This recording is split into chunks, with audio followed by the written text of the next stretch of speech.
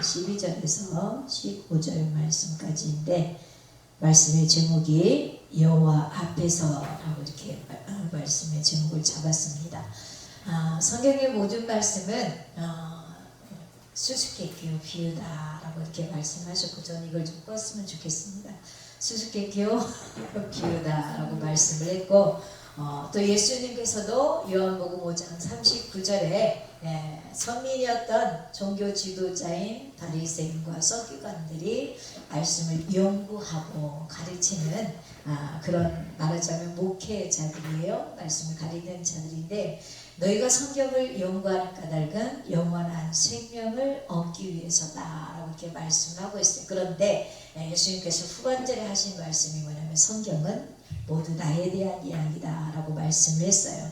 그래서 예수님께서 친히 말씀하시길, 나는 비유가 아니면 말씀하지 아니하신다라고 이렇게 말씀을 하셨고, 제자들에게는 따로 말씀을 풀어서 성경의 그 비유를, 수수께끼를 풀어서 제자들에게 가르쳤던 것을 볼 수가 있어요. 우리가 창세기 2장에서도 보면 창세기 1장 1절에 하나님께서 태초에 하나님이 천지를 창조하시니라 라고 했잖아요. 근데 2절의 말씀에서 보면 혼돈하고 공허하니 흑암이 깊음 위에 있다 라고 말씀을 하고 있어요. 우리가 성경을 그냥 문자적인 것으로 보면 안 되고, 수수께끼는 풀어야 되겠죠. 답을 알아야 되는 거예요. 그래서 보여지는 문자적인 성경은 말하자면 그냥 율법의 말씀드리고, 내면의 말씀이 예수에 대한 이야기거든요. 그래서 문자적으로만 신앙하면 율법적인 그런 인본주의적으로, 도덕과 윤리적으로 신앙생활을 할 수밖에 없어요. 우리가 크게 성경은 표면적으로 드러나는 율법의 말씀이 있고, 또 내 속 안에 내면에 예수로 깨달아지는 복음이 말씀이 있어요. 근데 율법의 목적을 우리가 알아야 돼요. 법이 있는 목적은 악한 자가 있기 때문에 법을 만드는 거예요. 제가 차를 가지고 가까운, 이렇게 엎어지니까 꼬달만한 그곳에서, 저 가까운 데서 왔습니다. 근데 중앙선 침범의 법이 없으면 제가 반대편 차선으로 차를 막 주행을 해다가 차를 탁 들이받아가지고 사람을 죽였어도 중앙선 이범의 그 법규가 있지 않다면 법에 저촉이 되어지지 않죠.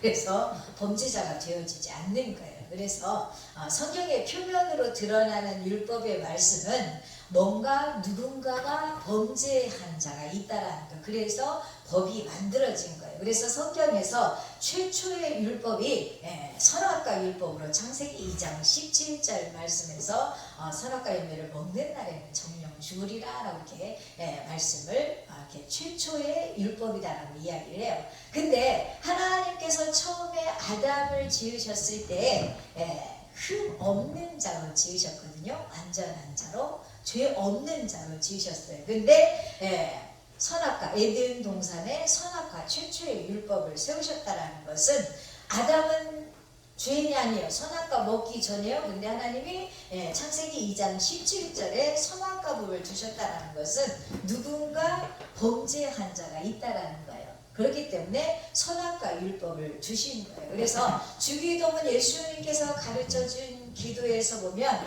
하늘나라에 있었던 것이 땅에서 이루어지다라고 이야기를 하고 있어요. 에덴 동산은 하나님 나라의 모형이에요. 그래서 에덴 동산 안에는 4강이 흐르고 있잖아요. 그죠?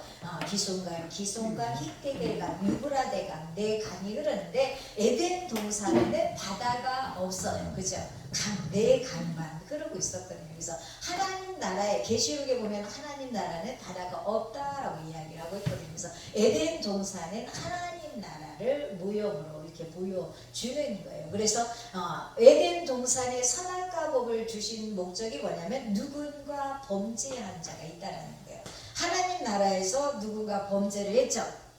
누가 범죄를 했냐면 사단이가 범죄를 했잖아요. 근데 그 사단이 타락한 영예를 보면 우리는 스스로 타락을 했다. 선택의 의지에 의해서 스스로 타락했다라고 이렇게 알고 있는데 에스겔서 28장 16절에 보면 사단이 타락한 경위를 말씀해 주고 있습니다. 스스로 타락한 것이 아니라 무역이 많음으로 강포가 심해지고 이렇게 범죄하게 되어졌음을 말씀을 하고 있거든요. 그 무역이 누구와의 무역이었냐면 사망과의 무역을 통하여서 사단이 타락하게 되어졌어요. 그러니까 원래 루시엘은 완전한 하나님께서 보니 에스겔 28장에 보면 완전한 인이었다. 하나님의 그러니까 인간 도장과 같은 존재가 루시엘이었거든요. 그런데 완전한 자였지만 그냥 두면은 타락하지 않는데 누군가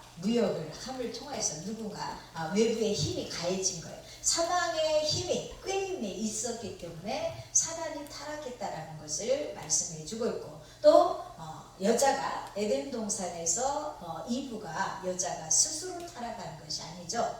스스로 타락한 것이 아니라 뱀이 꾀어서 타락을 했어요. 그래서 뱀이 꾀었던 그 사건을 통하여서 또 사단이 타락한 경위가 분명하게 에스겔서 28장에 무역이 많으므로 무역은 나라와 나라끼리 하는 거예요.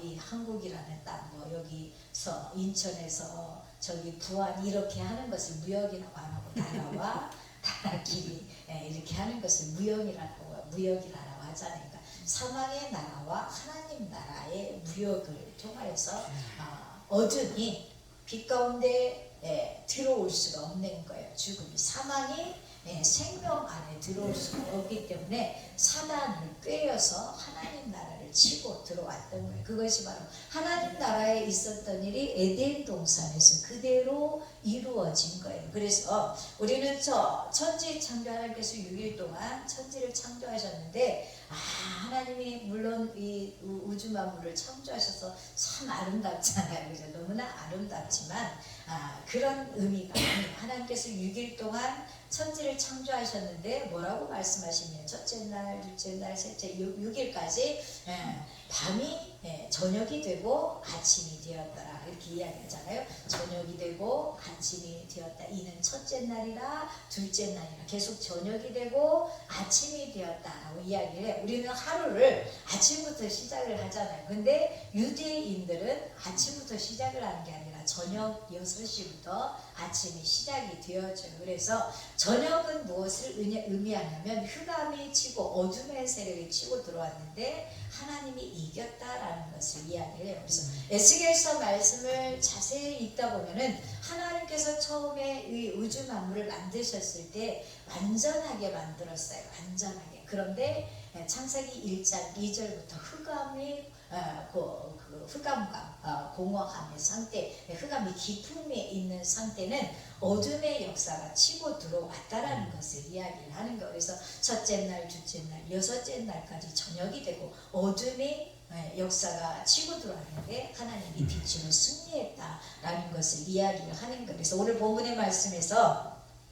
사무엘하 6장 13절에 여호와의 계름인 사람이 6걸음을 밤에 다시 소와 살찐 송아지를 제사를 드렸다라고 할 때 비유겠죠.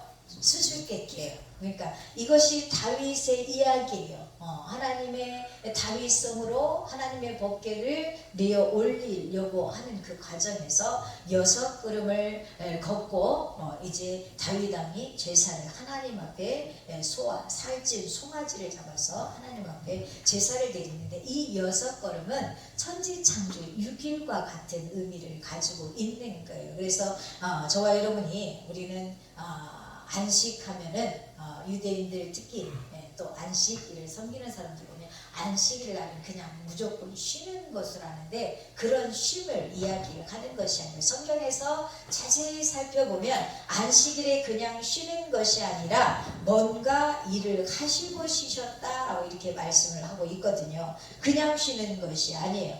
안식일의 말씀에서 보면 뭐라고 말씀을 하셨냐면 하나님께서 내가 한번 찾아볼게요.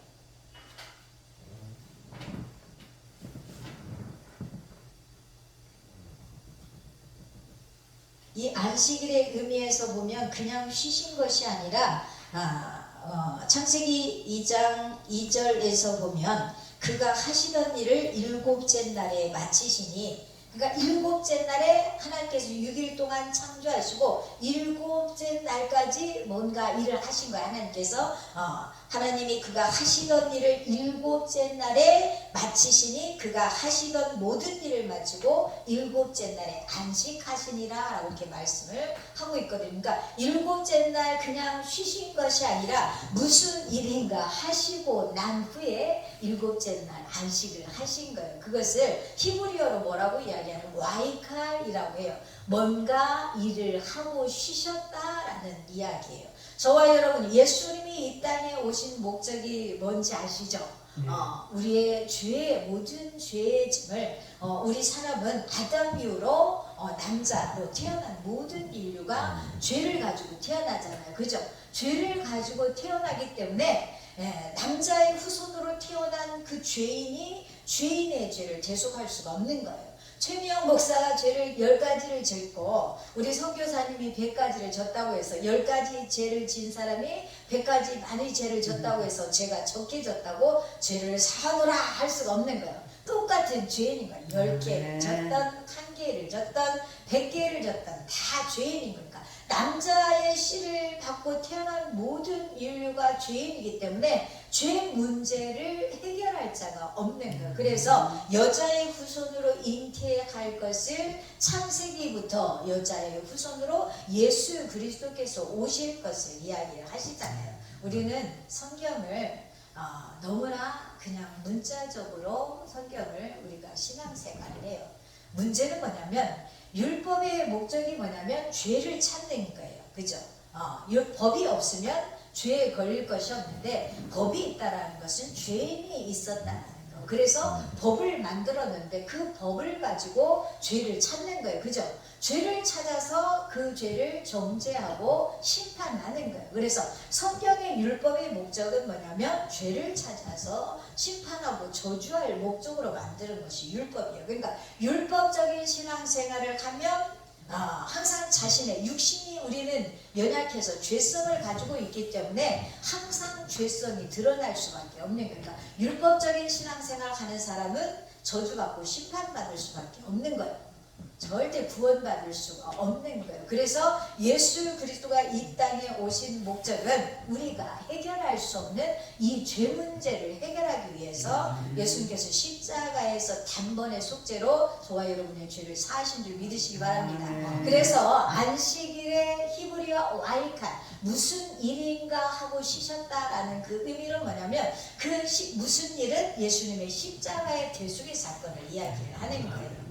우리가 죄 문제가 해결되지 않으면 우리가 안식을 누릴 수가 없는 거예요. 쉼을 누릴 수가 없는 거예요. 그래서 예수님께서 이 땅에 오신 목적은 우리의 죄 문제를 해결하기 위해서 또 한 가지 목적이 더 있어요. 죄 문제만 해결되어서는 안 되고 아담을 타락하게 했던 아담은 완전한 자로 지었는데 하나님 나라에서 범죄한 자가 있어요. 그러니까 악의 근원자가 있는 거예요. 그 근원자가 누구냐면 사망이에요. 사망. 그래서 계시록의 말씀에서 보면 지옥을 가는데 한 번에 다 우리는 일반적으로 주님이 재림하시면 악한 자는 그냥 그 심판의 부활로 다 지옥 가는 줄 아는데 계시록 말씀에서 보면 7년 환란 때 적그리스도가 이제 이렇게 중간에 예수님께서 7년 환란 중간에 주님이 재림을 하셔서 주님과 그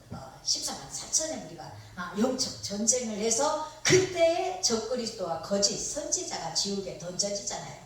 그리고 그 다음에 지옥에 던져지는 자가 누구냐면 사단이가 1000년 동안 결박이 되어져 있다가 곡과 마곡의 전쟁 때 잠깐 노임을 받게 되어지잖아요. 그래서 그때에 사단이가 지옥에 던져지고 그 다음에 백부자 심판 때 제일 악의 우두머리 핵이 되는 사망이가 지옥에 던져지고 천국이 완성되어지는 것을 볼 수가 있지 않습니까? 그래서 예수 그리스도께서 이 땅에 오시는 목적은 두 가지예요. 악을 멸하고 하나님께서 만세전에 택한 저와 여러분의 택한 자의 죄를 사하시기 위해서 두 가지 목적을 가지고 예수님께서 오신 거예요. 그래서 성경을 우리는 주먹구구식으로 알면 안 되고 성경의 모든 저서가 누구예요?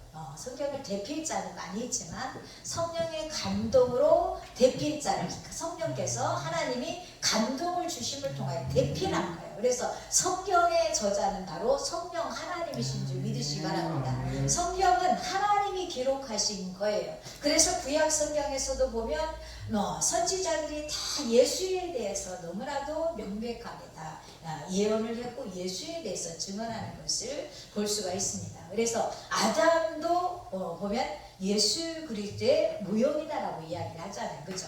아담이 예수 그리스도의 모형이에요.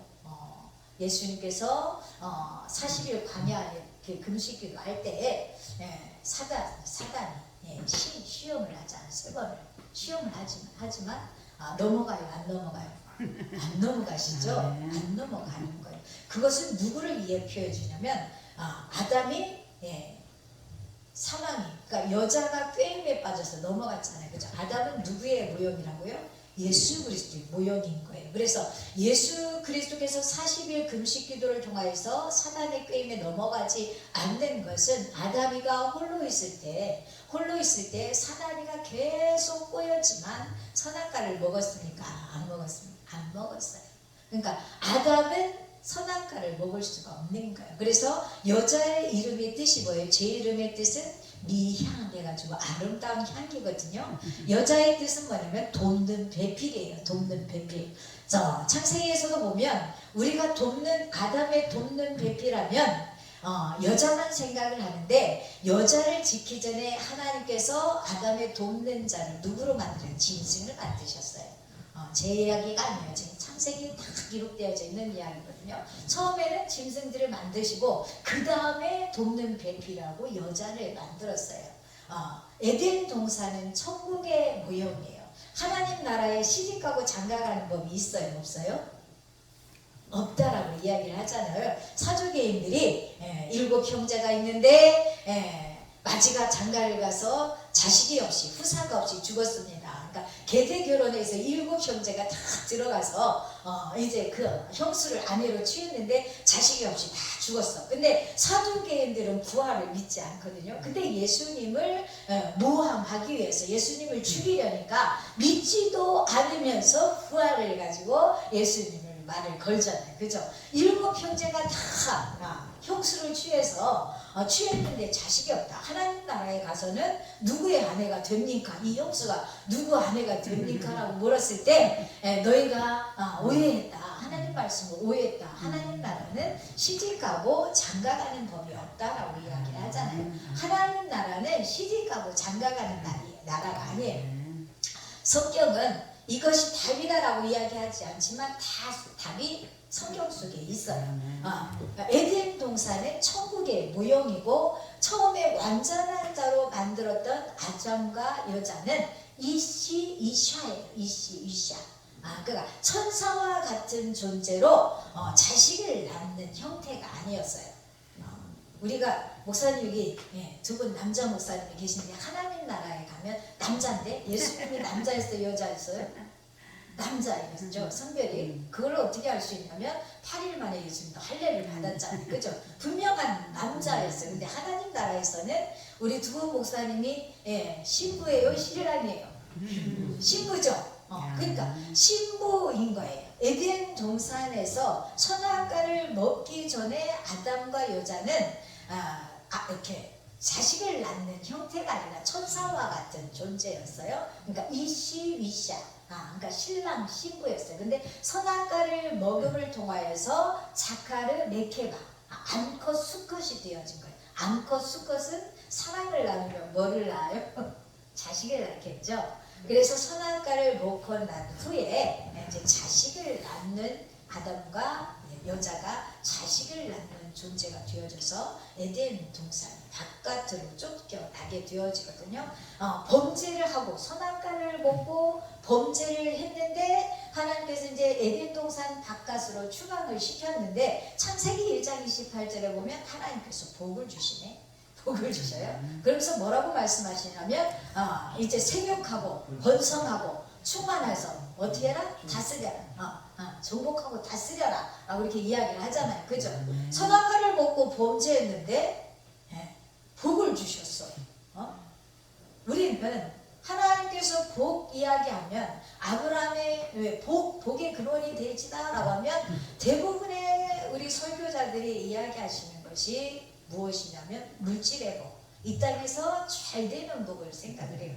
물론 이 땅에서도 잘 돼요. 그러나 성경은 육신의 이야기를 하고 있는 것이 아니라 영적 이야기를 하고 있다는 사실을 아시기 바랍니다. 영적 이야기를 하는 거예요. 고작 육신의 이야기를 하려고 예수님께서 육신의 옷을 입고 이 땅에 오신 것이 아니에요. 생명 되신 주님이 육신의 옷을 입고 오지 않으면 죽을 수 있습니까? 없습니까? 죽지 않는 거예요.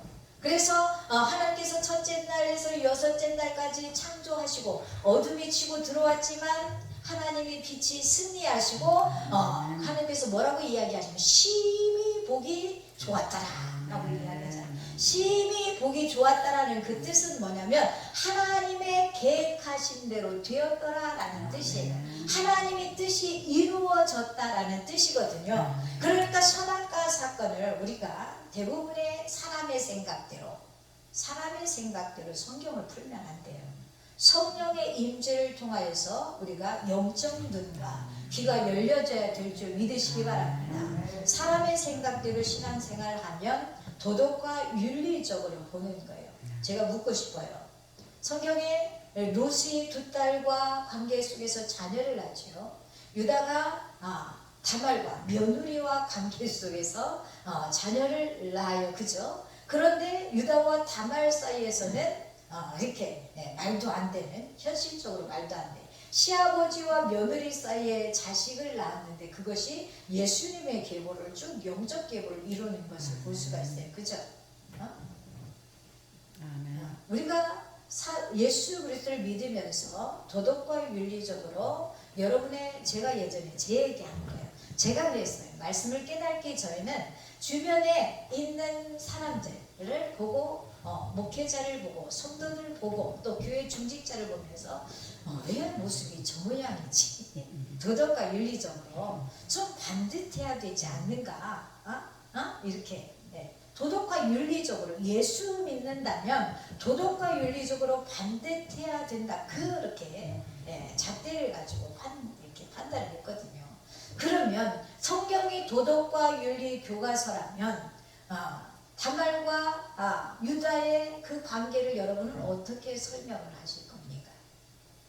또 다윗과 충신이었던 우리아의 아내를 빼앗은 사건은 또 어떻게 설명을 하실 거예요? 어떻게 설명하실 거예요? 다 해답이 있거든요. 영의 이야기를 하고 있는 거예요. 영적 이야기. 근데 대부분의 목회자들이 말씀을 전하면서 육신의 자기 생각대로 도덕과 윤리적으로 우리가 말씀을 풀이하는 것을 볼 수가 있어요. 성경에서 말씀하는 선은 하나님을 아는 것, 바르게 아는 것이 선이에요. 하나님의 뜻을 깨달아 아는 것이 선이지 삶이 반듯하다고 그것이 선이 아니에요. 우리는 예수 믿으면 선하게 뭔가 많은 것을 도와야 선행을 해야 된다고 생각해요. 물론 당연히 해야 돼요. 진짜 예수 그리스도를 만난 사람이라면 삶의 질도 조금씩 변화되어져 가요. 한꺼번에 뒤바뀔 수는 없는 거예요. 그죠? 조금씩 성령의 내주하심을 통하여 깨닫는 대로 삶의 본질이 말씀 중심으로 변화되어져 가는 것을 볼 수가 있지 않습니까? 그러니까 오늘날 세대에 당사자는 이혼을 안 했다도 자녀가 이혼을 하고 이혼 가지고 뭐라고 하지 마요. 이혼 가지고 우편 강도가 똑같이 좌편 강도와 똑같이 예수님을 비방을 했어요. 똑같이 비방을 했는데 우편 강도는 어찌해서 구원을 받는디야? 그 찰나에 그 짧은 찰나에 성경의 말씀은 1.1획도 변개함이 없이 그대로 이룬다라는 사실을 믿으시기 바랍니다.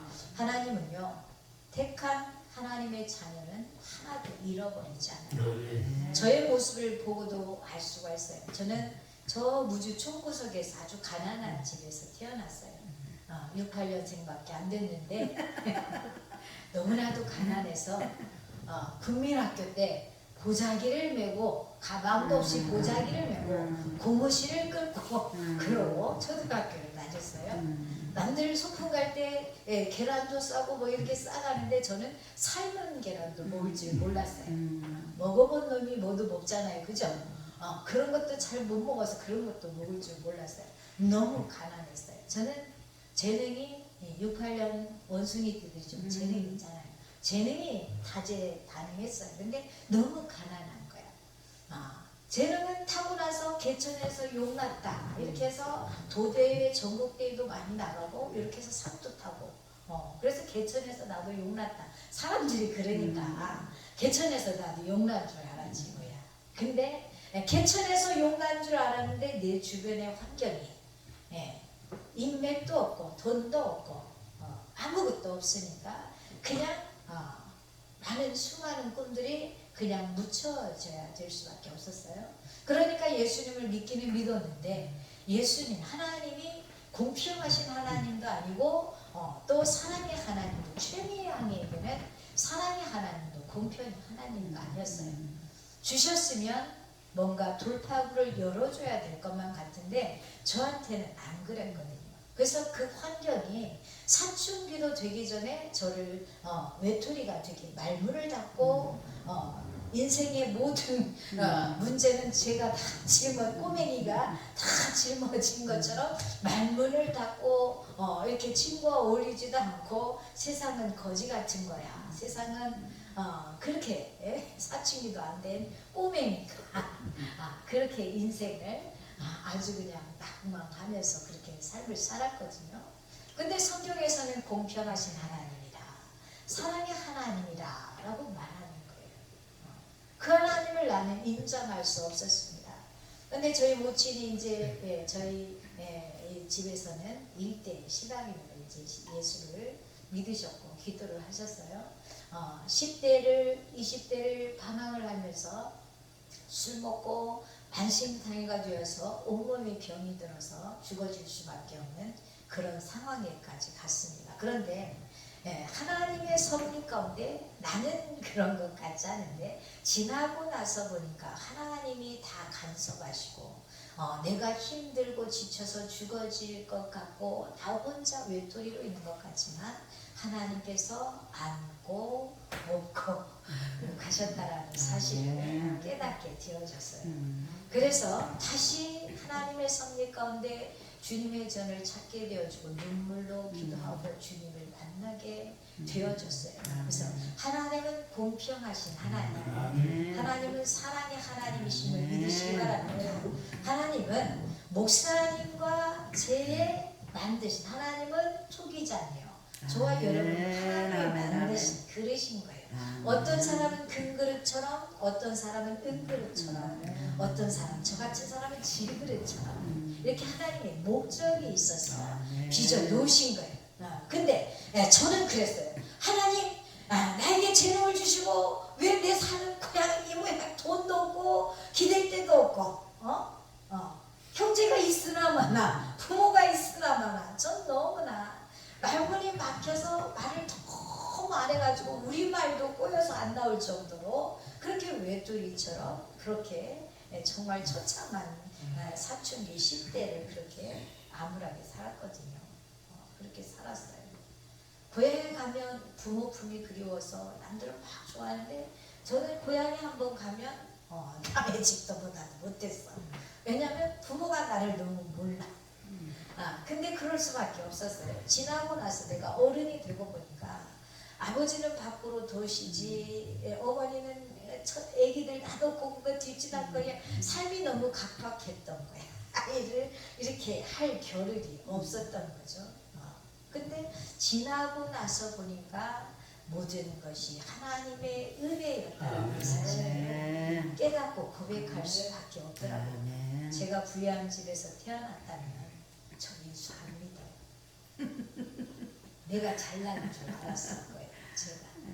제가 잘나서 성공하고 그랬을 거라고 생각을 했을 거예요. 근데 제가 무주라는 그 우물한 개구리에 있다가 2007년도에 복음 가수 이제 누가 아는 목사님이 참가비를 내주셔서 대회에 한국 복음성가에 대회를 나가게 되어졌는데 제가 온몸이 다 죽을 병이 들어서 호흡 질환까지 있어서 이러고 다녔거든요. 한마디를 찬양을 못했어요. 한마디를 못 그렸어요.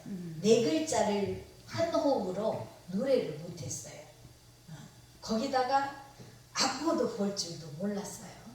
그런데 대회를 무턱대고 나갔으니 전국에서 실력가, 음악의 전문가들 또 해외에서 음악의 전문가들 이렇게 대회를 나오는데 악보도 볼 줄 모르고 호흡도 한마디도 못하는 것이 대회를 나가서 처음 만난 반주자하고 노래를 찬양을 했는데 완전 개판이었어요.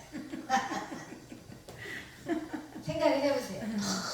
엄청난 사람들이 구글구글 앉아있는데 저 무지 촌딱이 와서 했으니 얼마나 또 어렵겠어요. 그죠? 네 정신이었겠어요? 남정신인지. 노래를 하긴 했는데 심사위원이 뭐라고 그분의 한 분 중에 뭐 저런 거지 같은 애가 대회를 나갔어.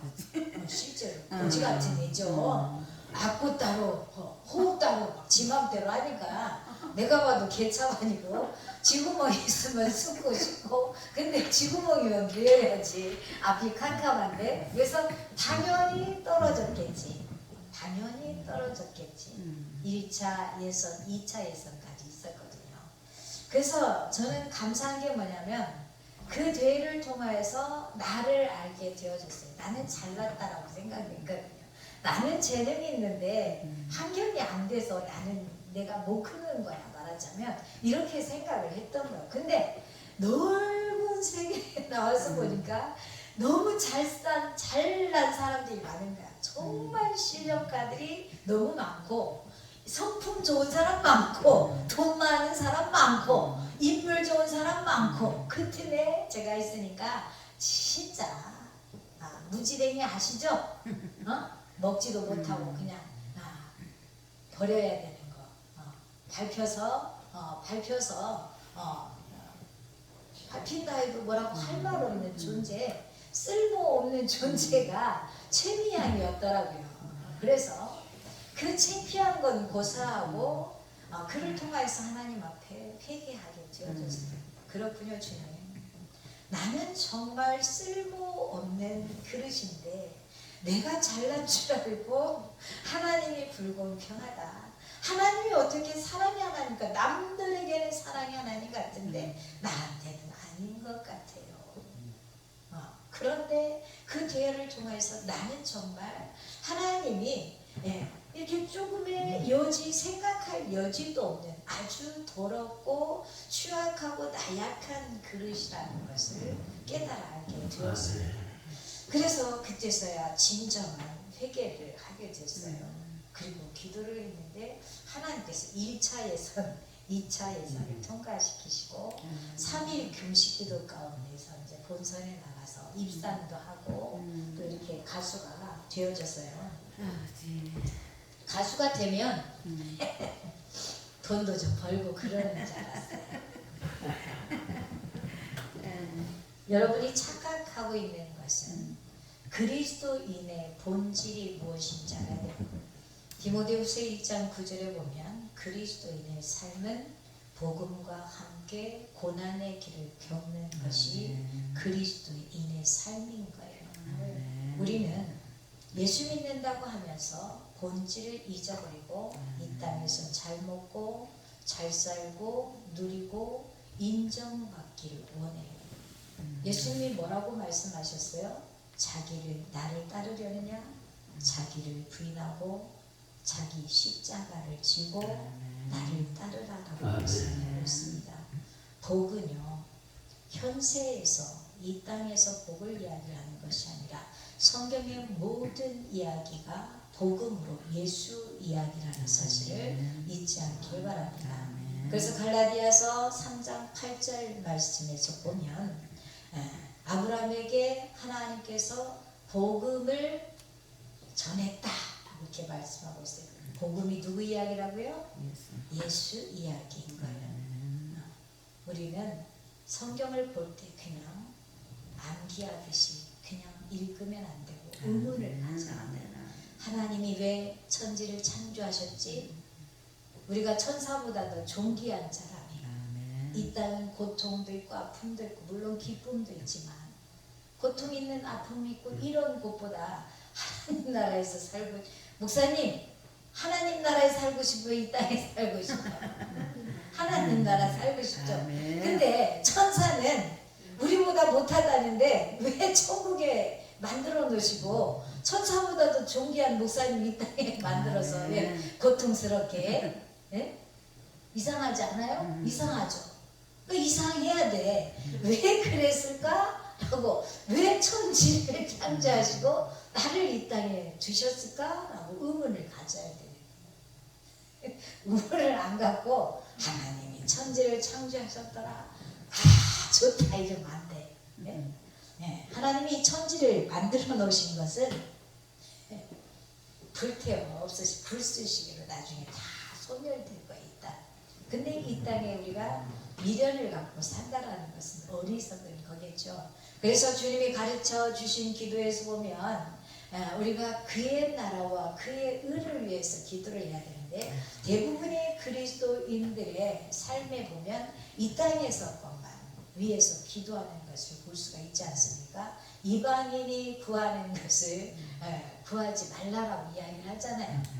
그리스도인은 복음을 위해서 하나님의 뜻을 이루기 위해서 기도를 해야지 세상의 것을 주려고 기도하는 것은 실상은 내 생각이 육신의 이 땅의 것이 육의 것이 있기 때문에 그 결과물이 육신의 것을 쏟아낼 수밖에 없는 거예요. 결론은 그가 진정한 그리스도 영적 하나님의 사람이 아니다라는 것을 스스로가 입증해 주고 있다라는 것을 분명히 아시길 바랍니다. 그래서 성경은 예수님께서 제자들에게 늘 말씀하시길 너희가 깨닫느냐 라고 말씀을 하잖아요. 그죠? 창세기에서도 보면 아담이 범죄를 하고 내가 먹을 채소는 이제 바깥 땅에 나와서 내가 먹을 채소는 밭의 채소다 라고 이야기를 하잖아요. 그죠? 밭의 채소. 근데 밭의 채소에 엉겅퀴도 있고 또 가시나무도 있어요. 또 엉겅퀴도 있고 가시덤불도 있어요. 엉겅퀴와 가시는 밭의 채소를 경작하는 데 방해하는 요소를 이야기를 하거든요. 이것은 엉겅퀴와 채소를 이야기하는 것이 아니라 예수님 당시에 보면 예수님을 대적했던 자들이 누구였어요? 서기관과 바리새인들이었잖아요. 그죠? 독사의 자식들. 서기관과 바리새 예수 그리스도를 대적하는 자들이 바로 밭에 농작물들을 키워내는데 방해하는 요소, 복음을 전하는데 걸림돌이 되는 요소들이 엉겅퀴와 가시, 서기관과 바리새인들을 이야기하는 거예요. 밭의 채소는 뭐냐면 로마서 10장 2절 말씀에 바울의 고백이 뭐라고 말씀하냐면 나는 하나님 앞에 열심히 있었대. 그죠? 사울이었을 때 얼마나 열심히 했어요. 그죠? 예수 믿는 사람들은 다 이단이었어. 당시에 이단이었기 때문에 다 죽여버려야 되는 거예요. 이단은 다 죽여버려. 그렇게 알았어요. 그러니까 성경을 율법으로 흠이 없었다. 자신의 고백이 율법으로 흠이 없이 율법을 지키는데 열심히 특심이었던 자가 사울이 사도 바울이었을 때 사도 바울의 모습이거든요. 그러니까 나는 하나님 앞에 열심히 있었다. 그러나 올바른 지식을 따르는 것이 아니었다라고 고백을 하잖아요. 그러니까 밭의 채소는 성경의 말씀을 예수께서 말씀하신 것처럼 예수로 깨달아 알고 바르게 신앙생활 하는 자들을 이야기하는 거예요. 그래서 성경의 모든 이야기가 다 예수 이야기 예수 이야기이기 때문에 저와 여러분이 성경의 말씀을 바르게 깨달았으면 좋겠어요. 그래서 구약의 말씀에서 보면 회칠한 무덤이라 누가 내 종처럼 못 듣고 못 보는 자냐 라고 이야기를 하잖아요. 그죠? 성경에 굵직굵직한 모든 사람들이 예수님의 부활을 보았고 다 예수님이 어떻게 십자가에서 고난을 당하며 부자의 무덤에서 묻히고 좌우편에 강도가 이렇게 달릴 거 다 봤어요. 다 예수 이야기를 하고 있거든요. 근데 그것을 우리는 율법으로만 그냥 설교를 해요. 그러면 안 되겠죠. 율법의 목적은 뭐냐면 구원의 목적이야. 지금 여기 화분이 있어요. 화분이 있는데 병들어서 죽어가. 그래서 우리 목사님이 약을 갖다가 이제 이 벌레를 잡기 위해서 약을 줬어요. 그러면 이 화분에 화초를 죽이려고 약을 줘요? 벌레를 죽이려고 약을 줘요? 벌레를 죽이려고 약을 줘요. 그러니까 율법은 악을 선멸하기 위해서 있는 거야. 아시겠죠? 화초를 죽이려는 게 아니야. 주의 사람을 죽이려고 있는 게 아니야. 율법은 악한 존재, 악을 멸하기 위해서 표면적인 이 말씀은 악을 제거하기 위해서 있는 거예요. 악을 잡기 위해서. 그래서 성경의 말씀은 1.1획도 변개함이 없다라고 그러잖아요. 그죠? 성경의 말씀이 변개되어지면 악을 처단할 수가 없는 거예요. 그렇기 때문에 율법의 말씀은 악한 자를 심판하고 저주하기 위해서 있는 거고 이 약이 뿌려서 화초를 살리잖아요. 그것은 무엇을 이야기하냐면 내면에 예수로 깨달아진 복음의 말씀을 이야기를 하는 거예요. 예수를 통하여서 죄사함을 받는 거예요. 그래서 서기관과 바리새인들이 성경을 그렇게 연구한 것은 영원한 생명을 얻기 위해서인데 그 예수의 실상인 예수를 알아보지 못하니까 영적 귀한 눈이 닫혀있으니까 누가 저 성전문 좀 닫아버려라. 구약의 모든 제사는 예수님께서 죄 문제가 제물을 정결한 짐승을 드려서 제사를 드렸는데 죄 문제가 해결이 안 되는 거예요. 그렇기 때문에 앞으로 예수님께서 오셔서 너희의 죄 문제를 해결해 주신다. 그 실상이 그 정결한 짐승의 실상이 예수 그리스도께서 십자가에 죽으실 것을 예표한다라는 것을 이야기를 하는 거예요. 6월절에 양은 그 작은 양은 뼈를 꺾었어요? 안 꺾었어요? 꺾지 않고 그냥 먹었잖아요. 왜 꺾지 않고 그냥 먹었냐면 그 뼈가 꺾이면 구원 받을 자들이 구원을 못 받는다라는 의미거든. 그러니까 뼈가 꺾이면 안 되는 거예요. 성경 속에서는 다 예수로 답이 다 되어져 있는데 우리는 성경을 그냥 문자적으로 보고 율법적으로 보고 도덕과 윤리적으로 보고 사람을 판단을 하고 그러는 거예요. 그러면 안 돼. 그러면 우리는 영원한 생명을 누릴 수가 없는 거예요. 그래서 성경의 말씀에 보면 청함 받은 자는 많대. 그죠? 청함 받은 자는 많은데 택함 받은 자는 적다라고 이렇게 말씀하는 것을 우리가 볼 수가 있습니다. 그래서 다윗이 오늘 본문의 말씀에서 보니까 6걸음은 천지 창조에 어둠이 치고 들어왔지만 하나님의 빛이 말씀이 승리를 하고 천지 창조 6일을 이야기를 하는 거예요. 제사를 소와 살찐 송아지로 제사를 드렸다라는 것은 바로 예수님의 십자가의 죽으심을 예표하는 거예요. 그래서 그리스도인에게 참된 안식은 예수님의 십자가 사건이 없으면 죄 문제가 해결되어지지 않기 때문에 평안을 누릴 수가 없는 거예요. 그래서 다윗이 여호와 앞에 힘을 다해서 춤을 췄어요. 베옷을 입고 힘을 다해서 춤을 췄는데 바지가 내렸잖아요. 그것을 이제 미갈, 사울의 딸 미갈이 보고 조롱을 하잖아요. 그죠? 왕이 영치 없이 계집종 앞에서 이렇게 허물을 드러냈다. 이것도 또 수수께끼겠죠.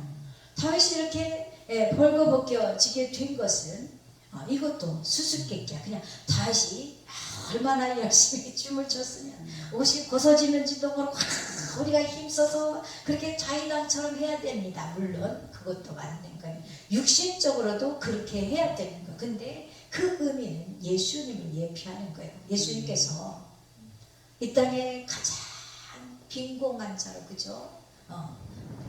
말구에서 비천한 자로 이 땅에 태어나셔서 많은 기사와 표적을 행했잖아요. 그죠? 엄청난 죽은 자를 살리고 모든 병을 다 고치시고 문제를 해결하셨어요. 그런데 예수님이 십자가에 달려서 그냥 죽으시니까 사람들이 조롱을 하잖아요. 갈대로 툭툭툭 치면서 네가 유대인의 왕이냐, 침을 뱉고 또 너가 남은 구원하면서 너 자신은 구원하지 못하느냐, 내려와 봐라, 내려와 봐라. 너가 그 십자가에서 내려오기만 해. 그럼 내가 너를 하나님의 아들 예수로 믿을게. 얼마나 조롱을 했어요. 그죠? 얼마나 조롱했어요.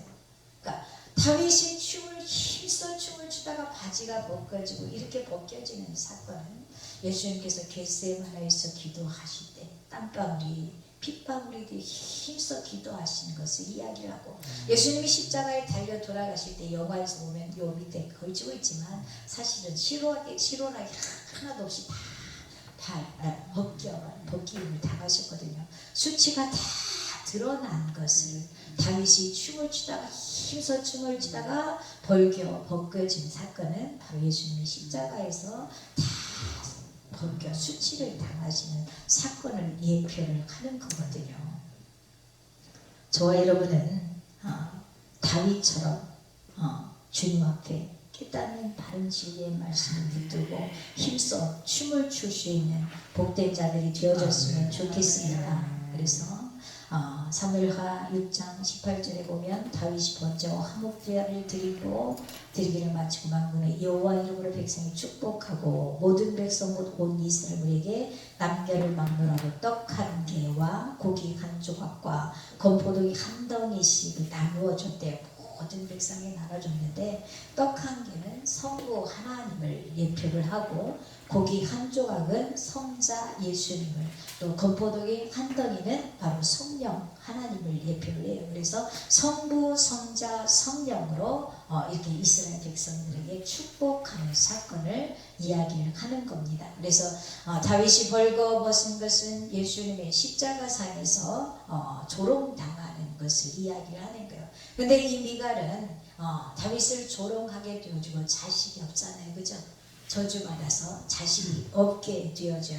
육신적으로도 자식이 없었지만 이것은 영적인, 성경은 영적 이야기라고 그랬잖아요. 그죠?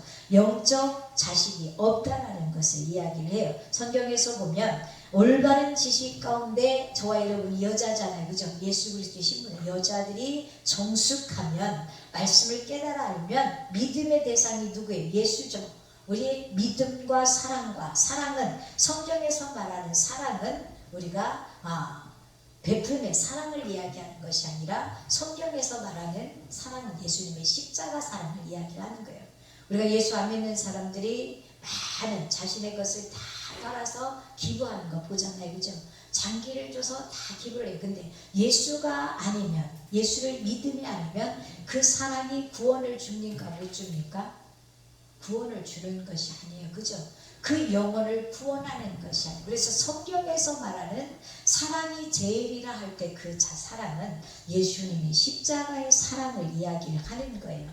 그냥 사랑이 아니라 예수 그리스도 구원자 이름 오직 예수 그리스도 이름밖에 없는 거예요. 그래서 믿음과 사랑과 거룩함에 거하며 예수님의 단번에 십자가의 대속을 믿어야 주인에서 의인이 되어지고 거룩함에 거하게 되어지잖아요. 그래서 해산한다라고 이야기를 하고 있는 거예요. 올바른 지식을 가지고 전도하는 것이 아니면 해산할 영적 자녀를 낳을 수가 없는 거예요. 그래서 애굽에서 출애굽한 이스라엘 백성들이 가장 먼저 하나님 앞에 금바지, 목걸이, 귀걸이 빼서 헌신을 했어요. 그죠? 그러니까 너무나 즐겁게 막 뛰놀면서 하나님 앞에 예배를 했어. 근데 그것이 뭐였어요? 금송아지를 숭배하는 거였잖아요. 그죠? 하나님 앞에 영과 진리로 예배하는 것은 무관한 거였어요. 값진 것으로 헌신해 드렸고 막 뛰놀면서 기쁨으로 하나님 앞에 예배한다고 했는데 우상 숭배였어요. 그러니까 올바른 지식이 아니면 아무것도 아닌 거예요. 영원한 생명을 얻을 수도 없고 구원함을 받을 수도 없는 거예요. 그래서 사도 바울의 고백이 뭐냐면 성경의 모든 말씀을 예수 그리스도로 증언하더라. 다메섹 도상에서 예수님을 만난 바울의 고백이 그거잖아요. 그죠? 성경의 모든 이야기를 예수로 증언하더라라고 이야기를 하잖아요. 그죠? 유대인들은 소의 멍에 마음을 안 세우면 그것이 율법을 지키는 줄 아는데 그 말씀을 깨달은 사도 바울은 그 하나님께서 소를 염려하시겠느냐? 소가 아니라 주의 종이다 그러잖아요. 그죠? 홍해 바다를 건넌 사건이 홍해 바다를 건넌 건 맞지만 세례를 받은 것이다 라고 이야기를 하잖아요. 그죠? 다 성경은 수수께끼와 비유이기 때문에 답을 풀지 아니하면 안 되는 거예요. 그래서 성경에서 말씀하기를 뭐라고 이야기하냐면 누가 내 종처럼 못 듣는 자냐 못 보는 자냐라고 이야기해요. 또 성경에 선생된 자나 또 성도된 자나 다 똑같이 된대. 네, 영적으로 캄캄한 흑암이 된대. 왜냐하면 선생이 영적 눈과 귀가 어두우니까 영적 말씀을 전해야 되는데 무전하니까 육신의 이야기만 하고 우스운 그냥 뭐 유머나 하고 세상 이야기만 하고 이러다가 그냥 내려가.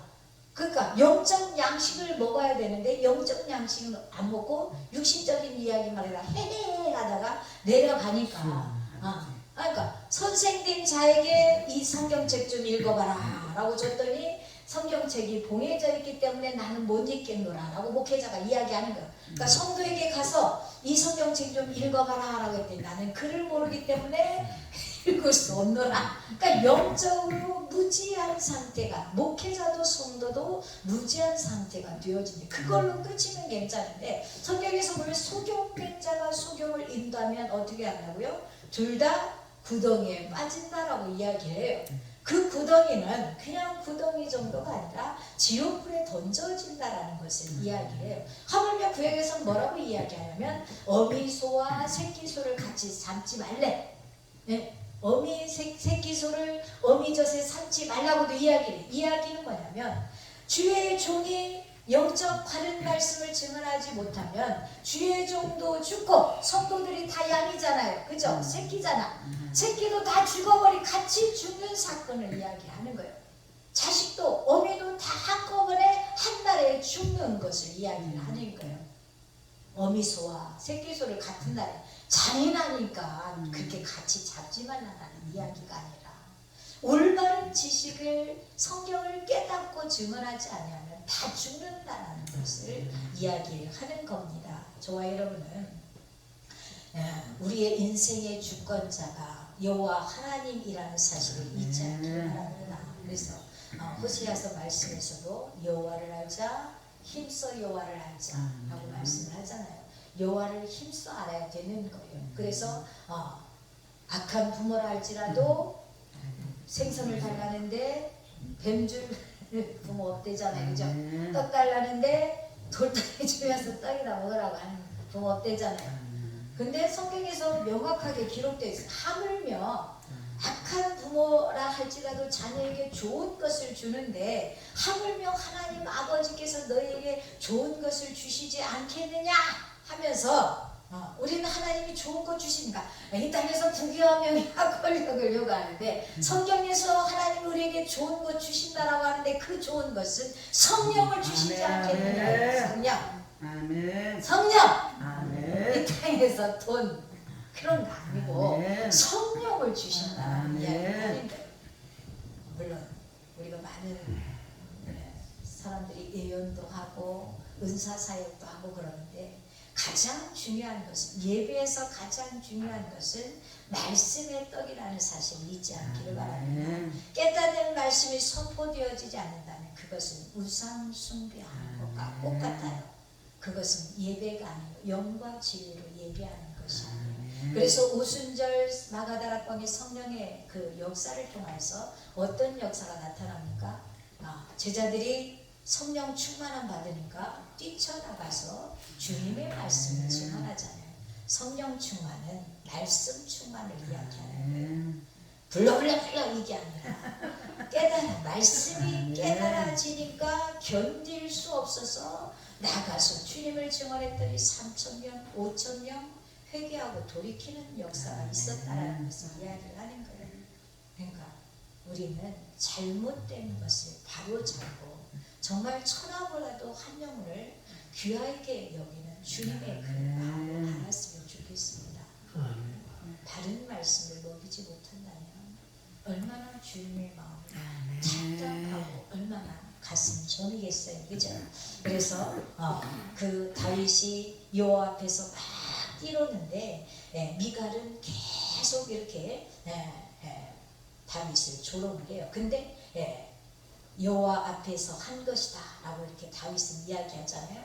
여호와 앞에서 역경 가운데서도 남들이 조롱한다 할지라도 어떤 고난이 있다 할지라도 저와 여러분 여호와 앞에서 뛰놀 수 있는 복된 자가 되어졌으면 좋겠습니다. 또 22절에서 보니까 3일날 6장 20절 내가 이보다 더 낮아져서 스스로 천하게 보일지라도 이것은 예수님의 십자가를 이야기를 하는 거예요. 내가 말한 바 계집종에게는 높임을 받으리라. 이 말씀은 계집종은 이방인들을 이야기를 하는 거예요. 택한 선민은 예수 그리스도를 영접하지 않았지만 이방인들이 구원받게 되어진다라는 것을 이야기하고 있습니다. 그래서 그 사울의 딸이 다윗을 조롱함을 통해서 죽는 날까지 자식이 없었다라는 것은 영적 자녀를 낳지 못했다라는 거고 그것은 지옥 같다라는 것을 의미를 하는 거예요.